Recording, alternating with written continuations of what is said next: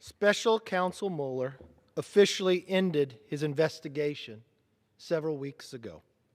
His office is closed. Because of Attorney General Barr, his report is public, and his findings are very clear. No collusion and no obstruction. This is the bottom line of the Mueller report. But Mr. Speaker, Democrats refuse to accept it.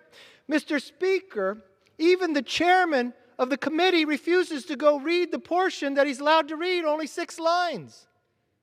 He refuses to read it, but he wants to come here today. They continue to believe their worst conspiracy theories about the president, despite all the evidence to the contrary. Mr. Speaker, it's even reported in newspapers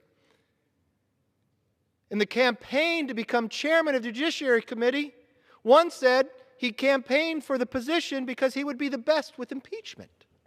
Mr. Speaker, even on this floor of this House, there were more than 60 members of the other side of the aisle who voted for impeachment before the Mueller report was ever presented to the public. At its core, House Res 430 is just a desperate attempt to relitigate the Mueller investigation. That's why I urge colleagues to oppose this resolution. It does not strengthen Congress' oversight powers, contrary to what you may hear from the other side, Mr. Speaker. Fundamentally, it is an impeachment effort in everything but name. Mr. Speaker, just look at the unnecessary contempt citation against Attorney General Barr. Less than a month after Barr received the Mueller report, Mr. Speaker, Chairman Nadler issued a subpoena that would have required the Attorney General of the United States of America to break the law. That's not my opinion. Let's be very clear whose words those are. Jonathan Turley. Mr. Speaker, probably everybody in this body not only knows who Jonathan Turley is, he has probably the utmost respect. He is one of the most respected legal scholars in this country. Now, he told the committee, Mr. Speaker, and I quote, "You have to tie your request carefully to your authority to demand information. If Bill Barr had actually compiled with the subpoena as written, he would have violated federal law. If he would have complied, he would have violated federal law." Mr. Speaker, that's why we're here. Not only, Mr. Speaker, does the chairman of that committee ask the Attorney General to break the law or he will try to hold him in contempt, he won't even go read the report. On May 8th, only a few weeks after the first subpoena was issued, House Judiciary Democrats voted to hold A.G. Barr in contempt, the Attorney General of the United States in contempt. Why would they vote to hold him in contempt? Because they were so angry that the Attorney General wouldn't break the law. They wanted him to break the law, then you won't be held in contempt. In a May 24th letter to the Attorney General, Chairman Nadler offered for the first time to negotiate and narrow the scope of his subpoena request. But then you know what? He changed his mind. Yesterday, the Department of Justice reached an agreement with the Judiciary Committee to turn over documents related to the Mueller report. Now, if the public's watching, this just looks so disorganized. You wonder, from that committee, Mr. Speaker, wouldn't they know better than to ask the Attorney General to break the law?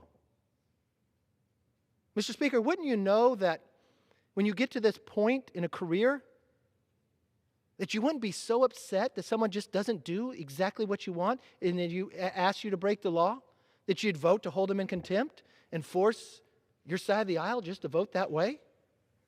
That's not how it's happened in this body before.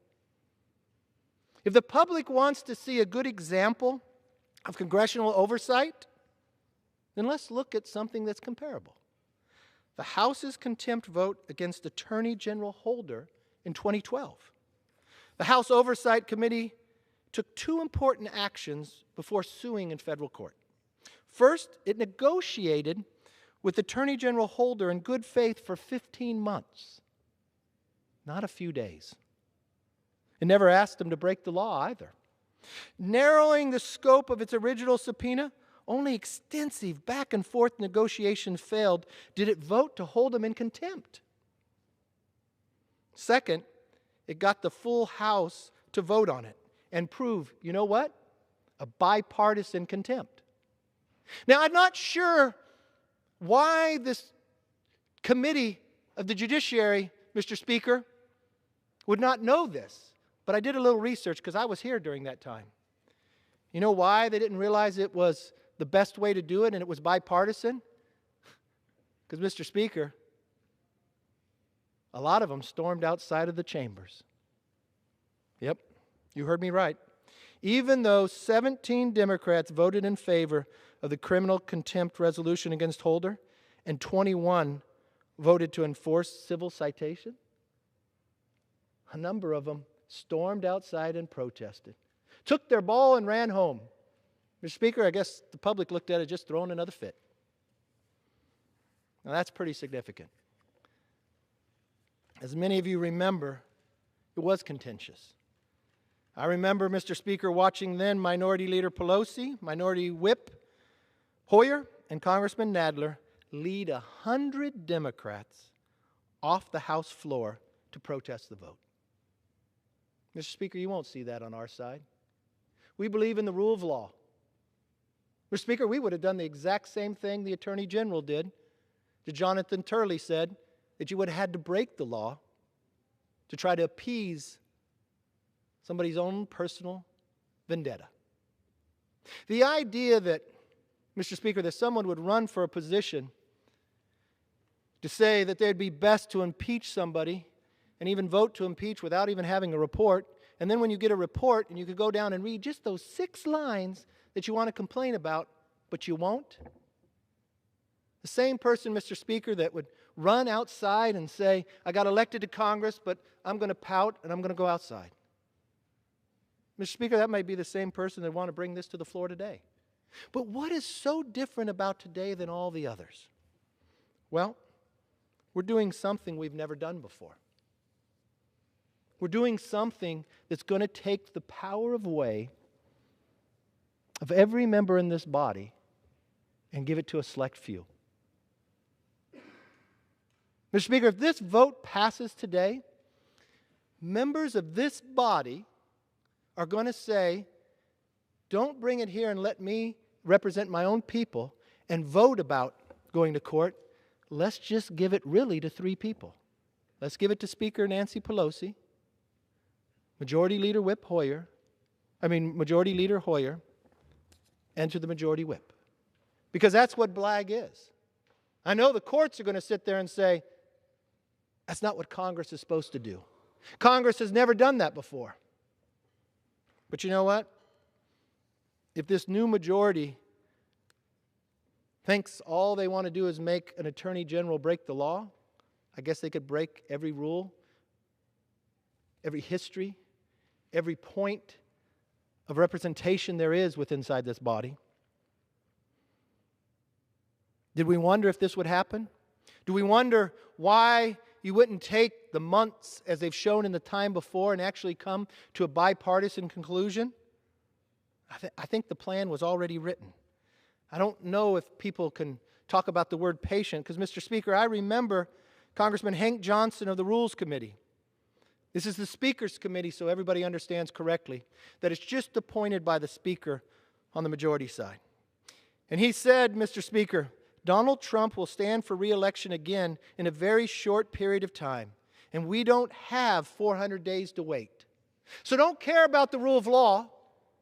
Don't care about asking him to break the law. Just break every historical trend and try to take the power away from millions of Americans, of the members of Congress who represent him here. I didn't know today would come. Mr. Speaker, I didn't know that someone would go this far. I didn't know just because someone, Mr. Speaker, despises somebody else, that an election didn't turn out the way of the desire. Mr. Speaker, I've been on losing sides before. but I'd never think I'd break the law just because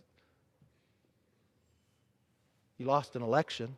I'd never think of asking somebody as high as office as the Attorney General of the United States of America to not give due process, to come to the floor and strip the power of 430 members and put it in a select few.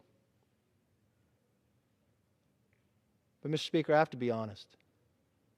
I don't put anything past what this new desire is about. Mr. Speaker, Democrats say we're on a constitutional crisis, and they're right. But not because of Attorney General Barr.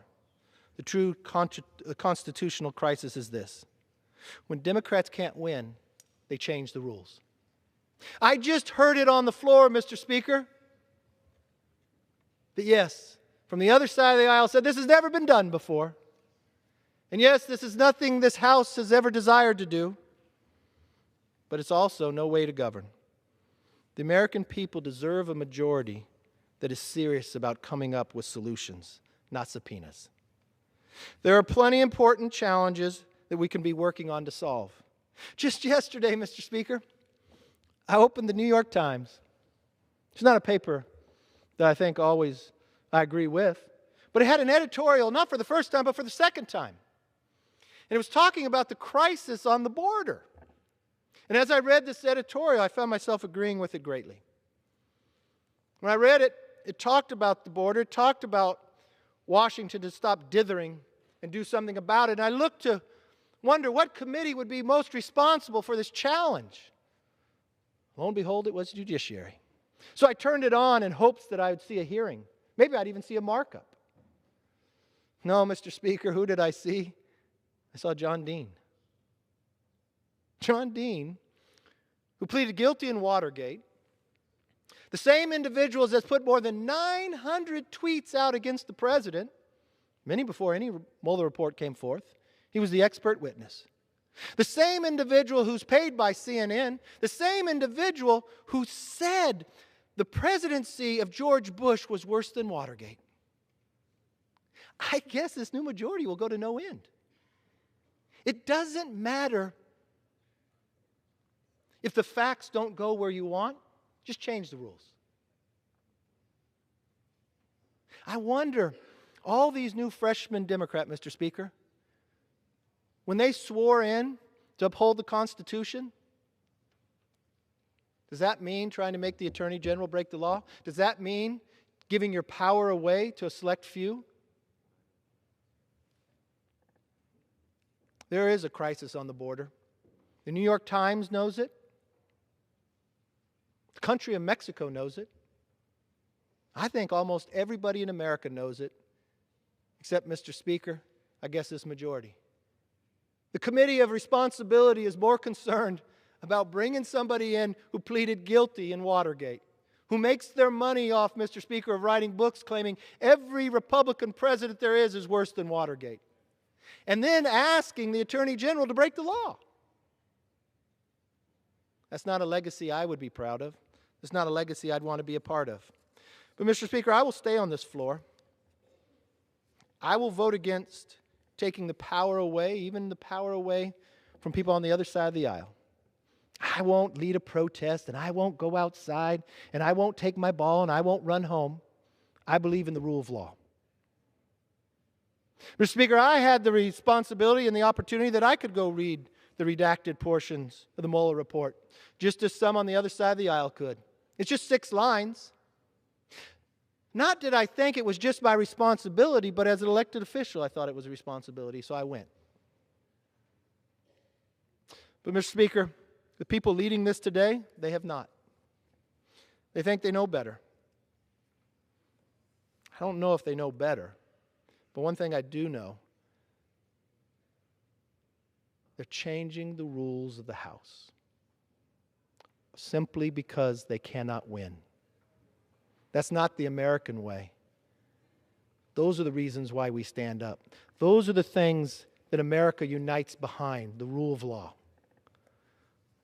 This will not be a day that's proud. This will not be a day that when they look back in history, the individuals who vote for this will talk about. It's one, when they get asked a question later in life, Mr. Speaker, is there something they regret? They'll regret the emotion overtook them. They regret their own personal dislike drove them. I'm not sure if they're proud of the day when they storm out of the building, even though there's a bipartisan vote here. But I guess that same emotion, the same, Mr. Speaker, lack of ability to actually look at the rule of law and work towards something instead of just changing the rules because you can't have your way, that's what today's about. But the worst part of it all is removing the power of individual members and putting in a select three.